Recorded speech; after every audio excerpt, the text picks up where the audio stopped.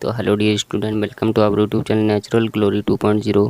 और आज की इस वीडियो में हम देखेंगे संख्याएं यानी नंबर्स ऑफ सिस्टम। सभी प्रकार की संख्याएं हम देखेंगे, जैसे प्राकृत संख्याएं, पूर्ण संख्याएं, पूर्णांक, परिमेय, अपरिमेय, सम, विषम, ठीक है, भाज्य, अभाज्य, सब संख्याएं देखेंगे। तो आप वीडियो को एंड तक देखना। अगर आपको वीडियो पसंद आता तो प्लीज़ वीडियो को लाइक करके शेयर करें और चैनल को जरूर सब्सक्राइब करके बेल आइकन को ऑल पे क्लिक कर दें, ताकि आने वाली हर प्रकार की नॉलेजेबल वीडियो आप तक सबसे पहले पहुंचे। तो चलो शुरू करते हैं।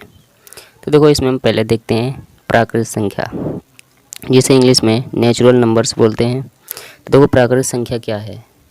एक से अनंत तक की सभी संख्याएं प्राकृत संख्याएं कहलाती हैं। इन्हें कैपिटल एन से प्रदर्शित करते हैं।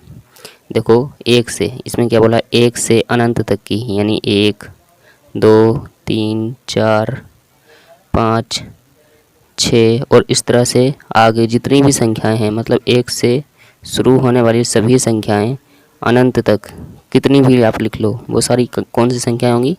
प्राकृत संख्याएं होंगी। ठीक है, जो संख्याएं एक से चालू होती हैं और चलती जाती हैं उन्हें हम प्राकृत संख्याएं कहते हैं, और इन्हें कैपिटल एन से दर्शाते हैं या प्रदर्शित करते हैं। ठीक है, दूसरी है हमारी पूर्ण संख्याएं। पूर्ण संख्याएं जिन्हें होल नंबर्स बोलते हैं। पूर्ण संख्याएं शून्य से अनंत तक की सभी संख्याएं पूर्ण संख्याएं कहलाती हैं। इन्हें कैपिटल डब्ल्यू से प्रदर्शित करते हैं।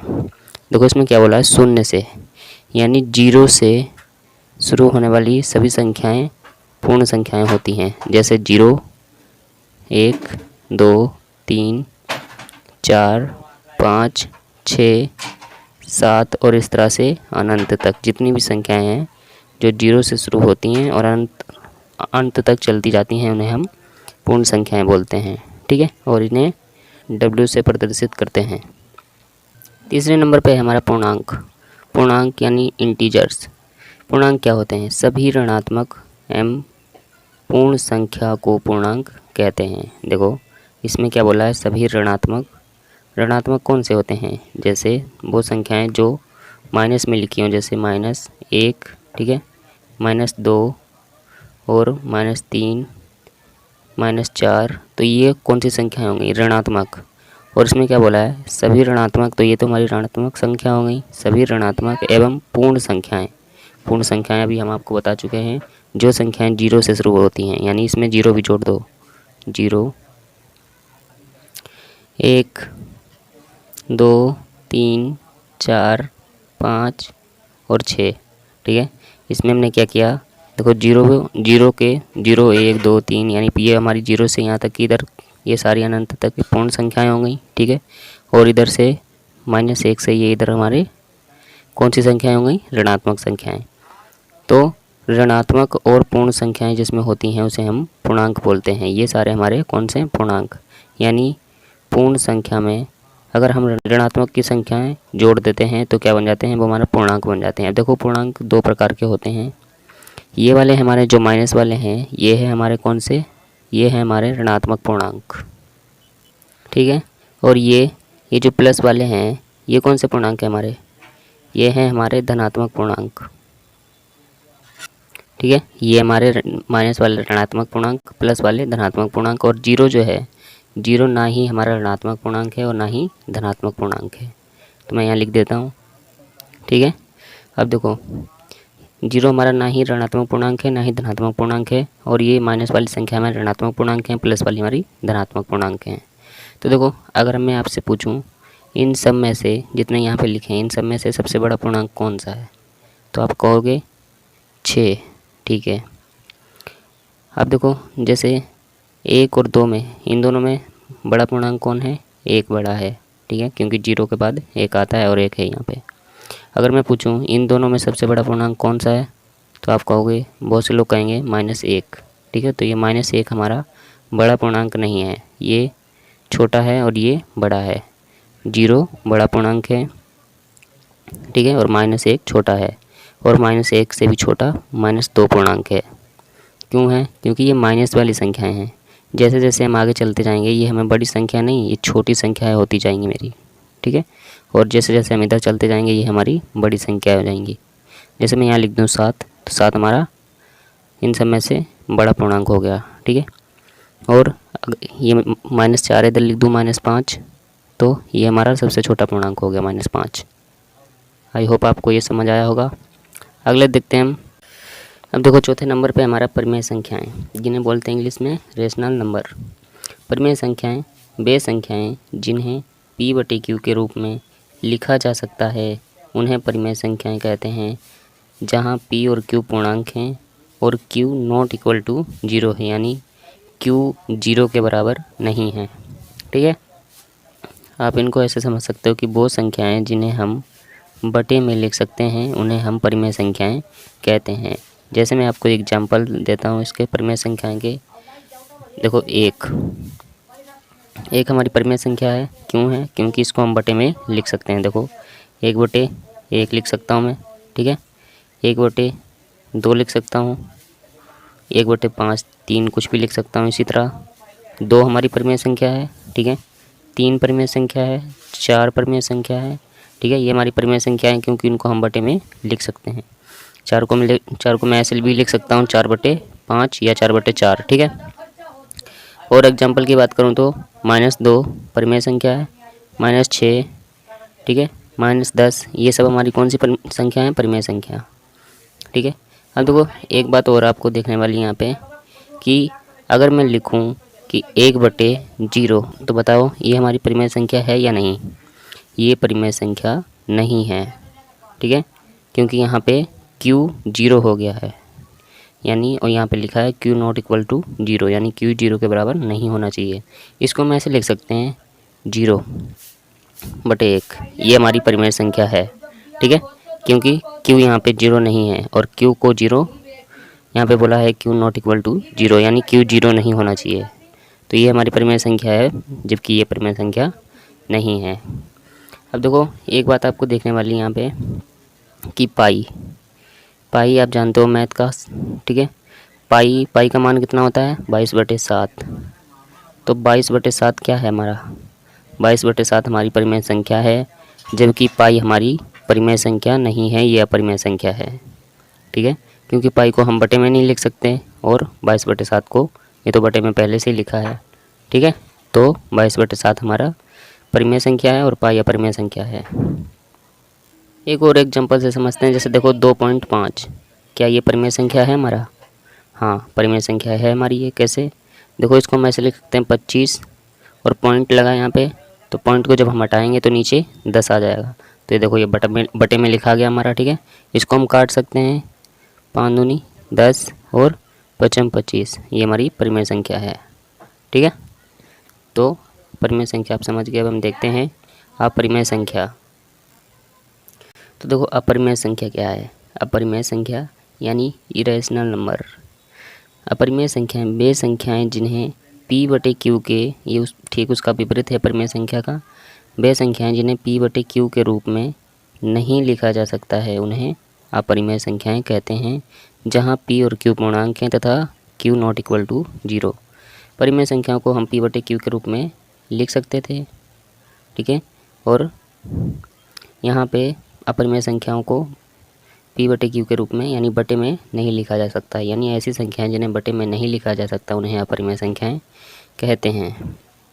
जैसे मैं एग्जाम्पल की बात करूं अगर, तो देखो एग्जाम्पल रूट वाली संख्याएं, जैसे √2, इसको हम बटे में नहीं लिख सकते क्योंकि इसका √2 का वर्गमूल नहीं होता है, और होगा भी तो पॉइंटों में निकलेगा इसका वर्गमूल। ठीक है, √3 का वर्गमूल नहीं होता है, √5, ठीक है, √5, √6, इसी तरह √7। अब देखो यहाँ पे मैं √9 नहीं लिख सकता। √9 हमारी परिमेय संख्या नहीं है। क्यों नहीं है? क्योंकि √9 का वर्गमूल कितना होता है? 3, और 3 हमारी परिमेय संख्या है। तो ऐसी संख्या हैं जिन्हें हम बटे में नहीं लिख सकते। ये देखो 3 आया, 3 को हम बटे में लिख सकते हैं, 3/1, 3/2, तो ये हमारी परिमेय संख्याएं हो गई। परंतु अपरिमेय संख्याओं को p/q के रूप में यानी बटे में नहीं लिख सकते। ठीक है, जैसे √2 को नहीं लिख सकते, √3, √5, √6, √7, इन्हें हम बटे में नहीं लिख सकते, इसलिए हमारी अपरिमेय संख्याएं हैं। और पाई भी हमारी अपरिमेय संख्या है, क्योंकि पाई को हम बटे में नहीं लिख सकते। ठीक है, तो हम देखते हैं वास्तविक संख्याएं। तो देखो, वास्तविक संख्याएं यानी रियल नंबर, परिमेय व अपरिमेय संख्याओं के समूह को वास्तविक संख्या कहते हैं। जैसे वास्तविक संख्याओं में परिमेय संख्या भी हो सकती है, अपरिमेय संख्या भी हो सकती है। ठीक है, तो परिमेय हो या अपरिमेय हो तो उसे हम वास्तविक संख्या कह सकते हैं। जैसे √2, इसको हम वास्तविक संख्या कह सकते हैं, ये वास्तविक संख्या है। √4 वास्तविक संख्या है। √3 वास्तविक संख्या है। 9 वास्तविक संख्या है। -5 वास्तविक संख्या है। मतलब कोई भी संख्या जो परिमेय है या अपरिमेय हो उसे हम वास्तविक संख्या कह सकते हैं। जैसे 3.5 ये पाई का दूसरा मान है। ठीक है, 22/7 को जब हम भाग देते हैं तो ये मान निकल के आता है। ठीक है, तो ऐसी संख्या जो परिमेय हो, और अगर परिमेय नहीं है तो अपरिमेय हो, परिमेय या अपरिमेय जब होगी तो वो वास्तविक संख्या भी होगी। ठीक है, अब हम देखते हैं सम संख्या। सम संख्या ऐसी संख्या जिसमें 2 से पूरा भाग हो जाता है उसे हम सम संख्या कहते हैं। ठीक है, जो संख्या में 2 से पूरा भाग हो जाता है उसे हम सम संख्या कहते हैं। जैसे देखो 2 का अगर हम 2 से भाग करें तो पूरा हो जाएगा और यहाँ पे 0 आ जाएगा। ठीक है, तो पूरा भाग हो गया यानी शेषफल 0 हो जाता है, तो उसे हम सम संख्या कहते हैं। अगर 2 से भाग करने पर वो संख्या पूरी कट जाए। इसी तरह 4 का जब हम 2 से भाग करते हैं तो 2 दूनी 4, 2 बार में आया, 4 कट गया, यहाँ 0 आ गया। ठीक है, पूरी कट गई। 6 2 से भाग करेंगे तो 2 3 6, पूरा कट गया। ठीक है, तो ऐसी संख्या जिसको अगर हम 2 से भाग दें तो वो पूरी कट जाए या पूरा भाग हो जाए तो उसे हम सम संख्या कहते हैं। ठीक है, इसी तरह जैसे ये एग्जाम्पल में लिख सकते हो आप 2 4 6 8 10 12, ठीक है, और 16। मैंने देखो यहाँ पे क्या किया, 1 नहीं लिखा, 1 हमारी सम संख्या नहीं है। 3 को आप काट सकते हो 2 से, नहीं कटेगा ये। ठीक है, तो ये हमारी सम संख्या नहीं है। या आप इसको ऐसे भी याद रख सकते हो, जैसे मैंने देखो 1 लिखा, नहीं लिखा, 1 के बाद 2 लिखा, 2 हमारी सम संख्या है, फिर 3 सम संख्या नहीं है, 4 सम संख्या है, 5 सम संख्या नहीं है, 6 सम संख्या है, 7 सम संख्या नहीं है, फिर 8 सम संख्या है। ठीक है, जैसे देखो 6 के बाद 5 आना चाहिए, पर 5 सम संख्या हमारी नहीं है, क्योंकि 5 को अगर हम 2 से भाग देते हैं, ठीक है, तो 2 दूनी 4 और यहाँ पे 1 बच जाएगा। ठीक है, तो 5 हमारी ये सम संख्या नहीं है। अब हम देखते हैं विषम संख्या। ऐसी संख्या जिसमें 2 से पूरा भाग नहीं होता है, विषम संख्या कहते हैं उसे। जैसे एग्जाम्पल 1 3 5 7 9 11 13 15। इन संख्याओं में किसी कोई भी संख्या उठा लो आप। देखो जैसे मैं उठा लेता हूँ 9 को 2 से भाग देते हैं तो 2 कम 2, 2 चक्कू 8, 1 बच गया, तो ये हमारी सम संख्या नहीं है। इसी तरह मैं कोई भी संख्या ले लेता हूँ, जैसे 5 को अगर हम भाग करेंगे 2 से तो ये पूरा नहीं कटेगा।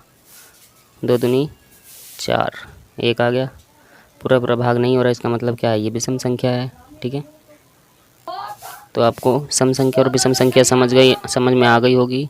सम संख्या वो संख्या है जो 2 से पूरे भाग हो जाती है, और विषम संख्या वो जो 2 से पूरा भाग नहीं होती है। ठीक है, आगे देखते हैं हम।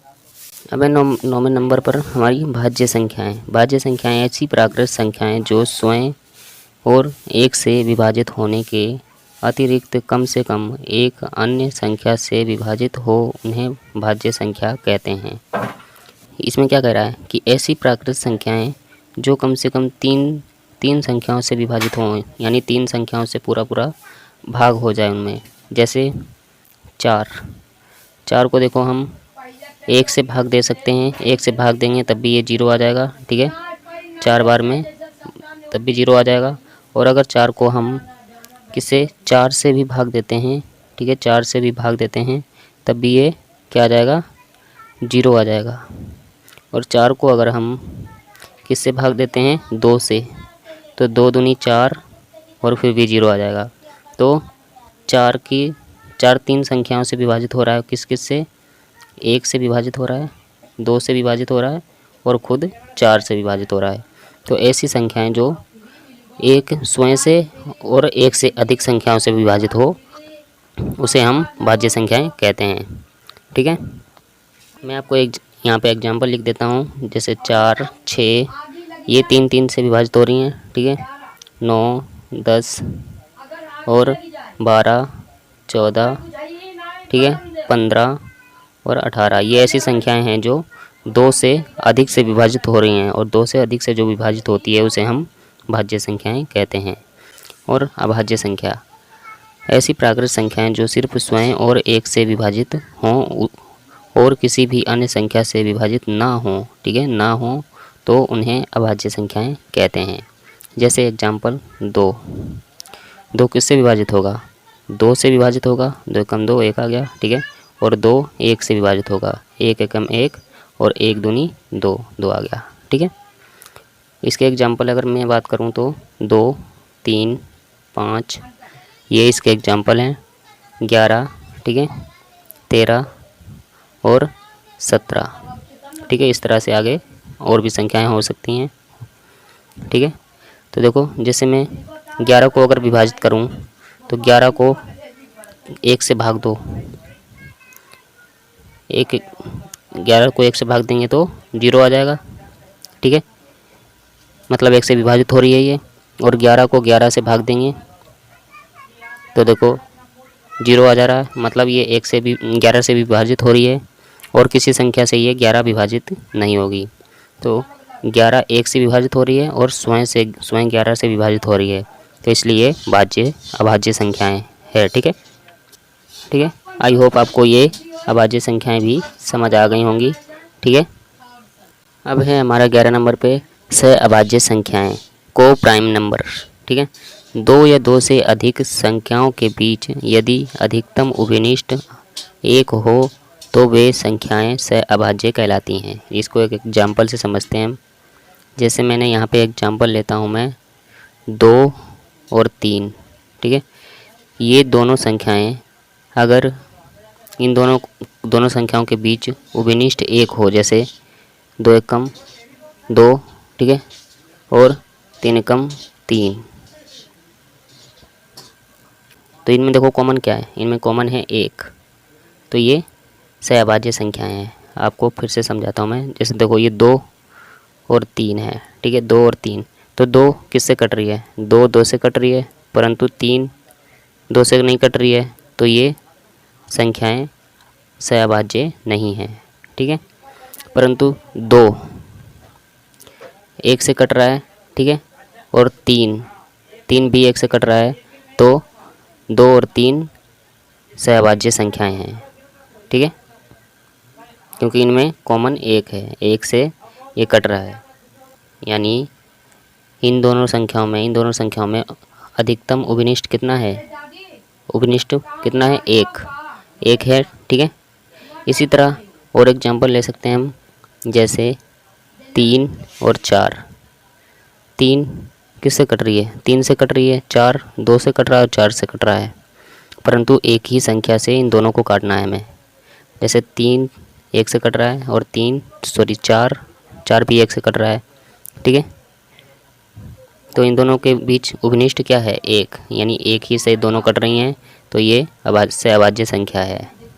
ठीक है, इसके मैं एग्जाम्पल लिख देता हूँ कुछ। जैसे 2 3, ठीक है, और 3 4, इसके अलावा 5 6 और 14 15 ये एग्जाम्पल हैं। ठीक है, इनको आप नोट कर सकते हो। मैं आपको ये एग्जाम्पल और समझा देता हूँ। जैसे ये 14 है, तो 14 किससे कट रहा है? 14 7 से कट रहा है, 2 से कट रहा है और 14 से कट रहा है, परंतु 15 2 से कट रहा है, नहीं कट रहा है, 7 से कट रहा है, नहीं कट रहा है। ठीक है, तो 14 1 से कट रहा है और 15 भी 1 से कट रहा है, तो ये हमारी सहअभाज्य संख्याएं हैं, क्योंकि इनमें उभयनिष्ठ 1 है। आई होप आपको ये समझ आया होगा। तो अगर आपको समझ आया तो प्लीज़ वीडियो को लाइक करें, शेयर करें, चैनल को सब्सक्राइब करके बेल आइकन को ऑल पे क्लिक कर लें। धन्यवाद।